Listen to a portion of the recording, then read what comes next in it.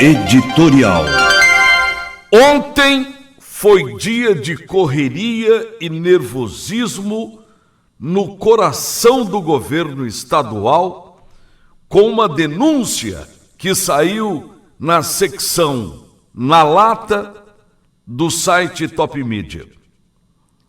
De lá, a notícia se espalhou para sites maiores, elevando a temperatura na política e fora dela, fazendo ferver os prognósticos sobre a queda de duas figuras de proa do atual governo que estariam ligadas ao assunto. E à tarde, quando todos esperavam a fervura baixar, eis que ela retornou muito mais quente, porque descobriram, segundo eles, um terceiro elemento na fita. Disseram que ele é genro de uma figura proeminente da política legislativa estadual e que estava lotado na antessala do governador, a também conhecida Casa Civil.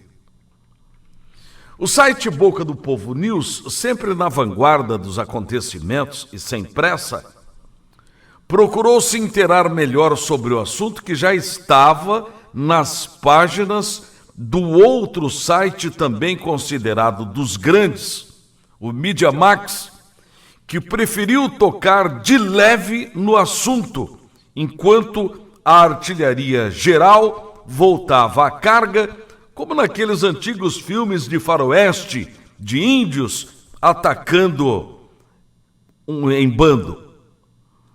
Ontem, na governadoria, faltou calmante e espaço nos banheiros, porque era muita gente se contorcendo em dores e desinterias. Afinal, o assunto só cresceu e já passadas mais de 24 horas, ele não murchou como alguns estrategistas e futurólogos resolveram analisar para a cúpula do atual governo.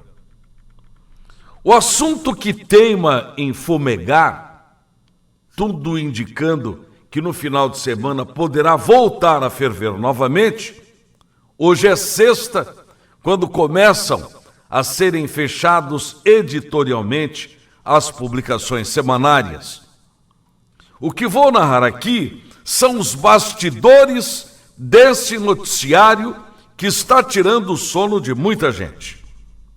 Falou-se que, a princípio, eram duas pessoas e depois três que foram a um frigorífico em Guia Lopes, cidade vizinha a Jardim, buscaram a propina de R$130 mil num frigorífico. Alguém, provavelmente ligado a um partido político, gravou os envolvidos saindo com a pacoteira, formando-se o rolo que teima em não parar de fumegar e gritar. Um dos envolvidos, cujo nome faço questão de preservá-lo inicialmente, nem deu as caras ontem no seu lugar de trabalho e sequer atendeu qualquer comunicação.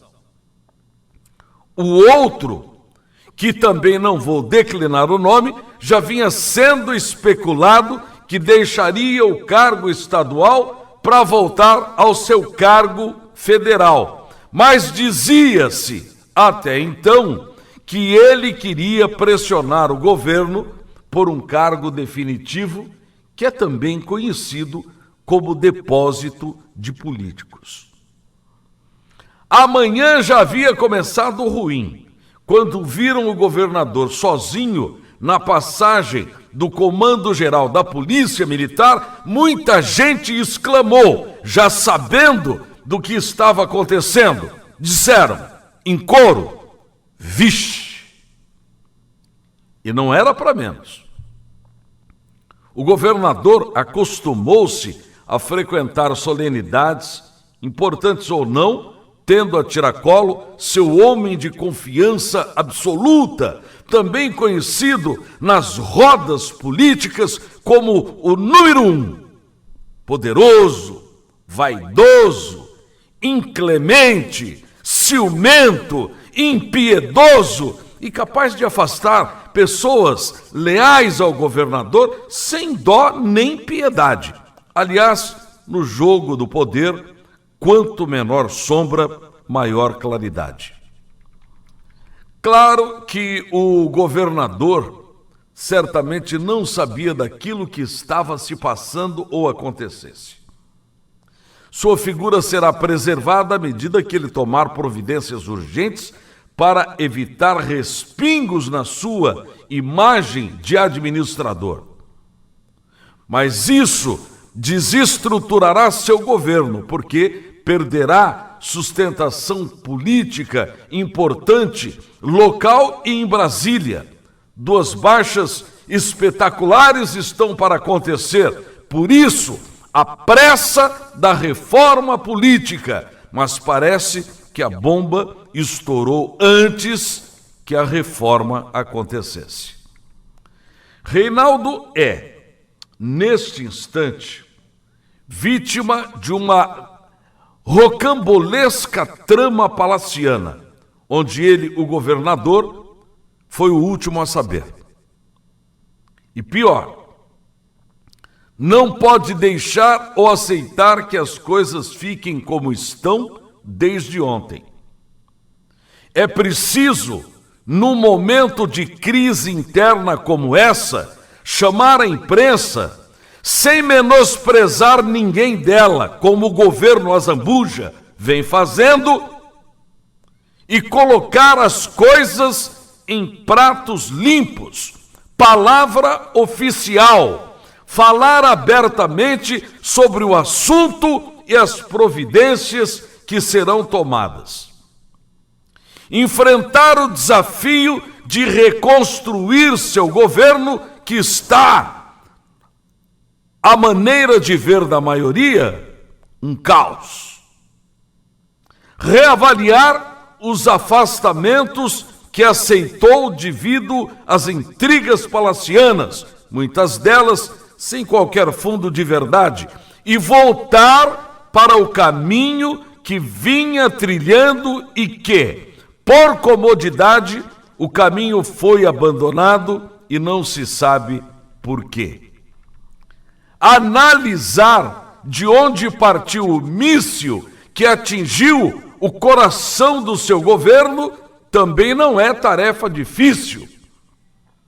Sabe-se que o site que apertou o start é o mesmo que apoiou a candidata palaciana na eleição do ano passado.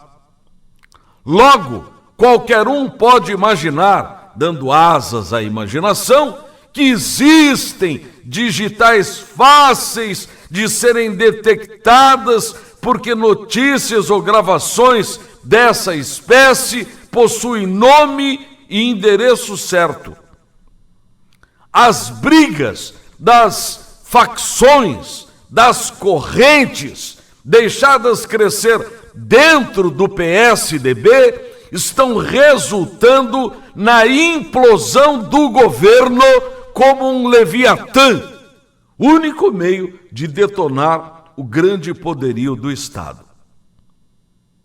É pena. Estamos em 2017. Ano que vem tem eleição e reeleição. O governo atual não pode ir para o ano que vem como está, de mãos vazias. E nem pode ignorar que até agora fez, e muito mal, o chamado arroz com feijão. Isso potencializa o índice de saudades do Putinelli. E Reinaldo não poderá passar, então, se assim continuar, de um governo de 4 anos. Bom dia.